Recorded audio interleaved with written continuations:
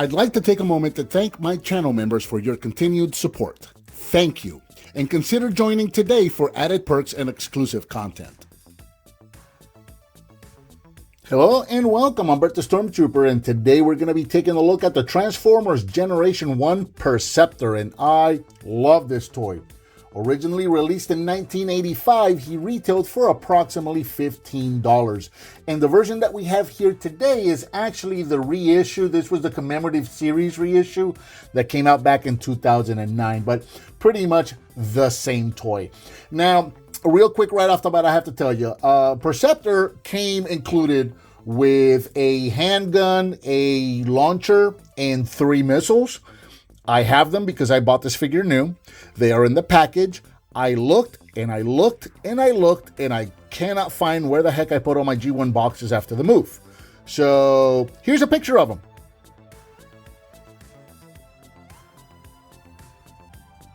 Okay, with that said, I usually, there are figures that I have actually put off on reviewing for years and years and years because I didn't have the weapons for them or I didn't have all the accessories. So I've actually held off on reviewing them. Like, for example, Cup. I've had Cup for years and I held off on that figure because I didn't have the gun. It wasn't until I got the gun that I finally reviewed him. With this figure, I know I have him complete. I just can't for the life of me find those parts. So I figured, you know what? I've been wanting to review him. I've had him on my desk for a while now. And I'm like, you know what? I'm just going to show a picture. So, sorry guys. All right, so here we have PERCEPTOR in his alternate mode, which is that of a microscope, which is really cool. I remember playing with this guy when I was in grade school, and it's really neat because he does actually have a little knob here. And if you look at this piece right here, as you turn the knob, it actually goes in and out. So you can, this is probably not going to show. There's no way that's going to show on camera. If I were to say, let's put Prime back here. There's no way this is going to work. Yeah, no, that's not going to work. But you're going to have to take my word for it. It does have a little bit of a focus on here. As you turn this thing in and out, it does have a little bit of a focus. So I remember in grade school, we would take like little grains of sand and put them down in there. And we were amazed because we could actually focus in on them and they looked like boulders. We were in grade school. We were easily entertained, but other than that, yeah, it's pretty neat that you could actually play with him as a toy microscope. He does have a little bit of functionality, so as a toy, that is a big win. Now, he does have a bit of an intermediate alternate mode, if you will. Most people tend to refer to this as a tank or an artillery mode, but the original instructions actually referred to this as a mobile laboratory, which makes even less sense when I show it to you. So what you would do is put this flat. They tell you to take these off, which is weird, right? So you take those off. You're going to take the base of the microscope right here and just turn these around. Bring these over to the front. And then there's these blue pieces here that have wheels that you're going to extend. And now this is where it gets weird. It tells you to bring this down at an angle there. And according to the original instructions, that is the mobile laboratory, which doesn't make sense. This makes sense as an artillery cannon. It doesn't make sense as anything mobile because you see we have some wheels here. We also have a wheel here. However, in this configuration, that back wheel isn't touching the surface, so he can't really roll. It's weird. What a lot of people tend to do, myself included, as growing up as kids, what we would do is we would just have it like this. Maybe you could put that down and leave this one up. You could do something and kind of make it a bit of a tank because this actually rolls. That right there rolls. So, you can kind of come up with your own alternate mode if you like. I'm just showing you what the instructions have, and then I just popped it off, and let's just break the toy on camera while we're reviewing it for everyone to see, because why not?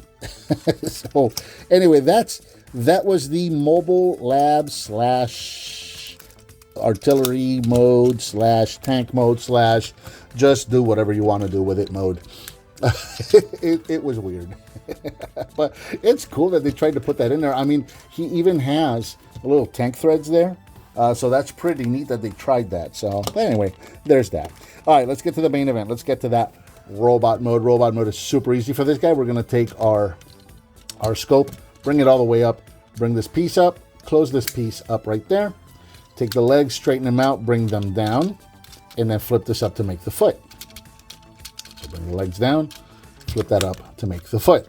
We're going to take the arms. These are going to come out, slide all the way out, rotate them, close that piece, rotate them, close that piece. I got the little sliders there for the fist. Finally, this can come down on either side. And then back here, this is neat. I always love this. There's a little dial back here. As you rotate that, that's going to bring the head out. And there is Perceptor in his robot mode. Standing at approximately 6 inches tall. At the top of the head, 7 if you want to go to the top of the scope right there. And, you know, he looks like Perceptor everywhere except the head. Do I have these backwards? No, I don't. I think I got it. I think I have these backwards. Yes, I do. Okay, I have those. I had the thighs wrong. I had the thighs sideways. There you go. You want the sticker detail pointing out, right? Okay, so there's Perceptor in robot mode finally, done right, and he looks like Perceptor everywhere except the head. That head is weird, right? Look at that. So. Yeah, that is absolutely not at all the head that we got for that we saw for Perceptor in the cartoon. That's just, it looks more like a generic robot head kind of a thing, which is weird. But, you know, whoa, that was way too close. I'm still learning my new camera. Sorry about that. I'm leaving that in. I am not even going to cut that out. So yeah, but I like him. Even with that, even though that didn't look like Perceptor's head in the show, I love that head. Something about it, that genericness, that mask over it's got those Optimus Prime cues, so maybe that's what I like about it, because it does have that face mask with the eyes behind it and the little crest on the top here. It's got a lot of Optimus Prime cues, so maybe that's what I love about it. A lot of people hated this head mold for him, and I always kind of dug it. So yeah, going all the way around, pretty solid robot mode. When you're talking about 70s and 80s robots, this is a 70s/80s robot. He's just blocky all the way around. Articulation wise, not much to speak of. The arms can go forward and backwards. He can bend at the elbows, and he can bend the knees, which is something most these figures couldn't do. And because of transformation, he can also do the split. So there you go, Van Damme right there for you. If I had his weapons, I could put a weapon on each hand, and I could fire off some missiles for you. We'll use our imaginations for that. For a couple of comparisons, here he is with his buddy from the movie, Blaster. So you can see what these guys look like together. And of course, Blaster just absolutely towers over him, because Blaster is absolutely enormous. Here he is with G1 Optimus Prime. And in this case, he is taller than Optimus Prime, which is absolutely wrong. That should not be. But there you go. That's what the two of those look like together. And just because I have him here on the table, and I recently did a video on him, here he is with, this is Legacy Bulkhead. So you can see him compared to a modern figure, and stands about the same height. Of course, a lot more articulation with the newer figure. So there you go. That's what they look like together. Very fun figure. Absolutely. If you're in the G1, or if you're into like these old 70s and 80s gimmicky toys, I absolutely love the gimmick of him transforming into a microscope that you can actually look through, you know, for kids to, like I said, we had a lot of fun playing with this guy. And I remember the majority of the memories that I have with this guy, playing with him with the kids in school, were in microscope mode, just looking for stuff to look in and see what we could see and focus in microscope mode. So this was a complete win of a toy, because that microscope mode actually brought us hours of fun and playtime. And of course, you got a cool robot that you can play with as well. So I think that about does it for the Transformers Generation 1 Perceptor. What did you think of this figure? Let me know down in the comments. Give me some thumbs up. Subscribe, hit that bell icon so you're notified when I upload a new video. I've got a donate button up there. I also now offer channel memberships. If you're so inclined to do either one of those, I would greatly appreciate it. Please share it with your friends if you like what you see, and I'll talk to you next time.